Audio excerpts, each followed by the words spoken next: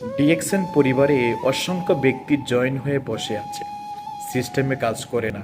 Leader যখন বলেছে তুমি প্রোডাক্টটা কিনে বিজনেসটা শুরু করো, ঠিক তখনই ওই ব্যক্তিটা কোন প্ল্যান কোন কথা মনে করে কার কথা শুনে তার কাছে মনে হয়েছে হয়তো এটা করা সম্ভব না। ভাই, পৃথিবীতে ব্যবসা মানিত বেচা কেনা।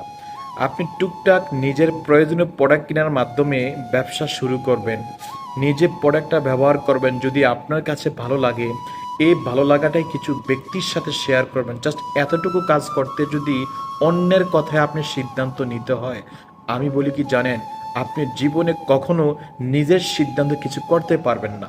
আর যে ব্যক্তি নিজের সিদ্ধান্ত কিছু করতে না পারে সে জীবনে কখনো সফলতা অর্জন করতে পারে না।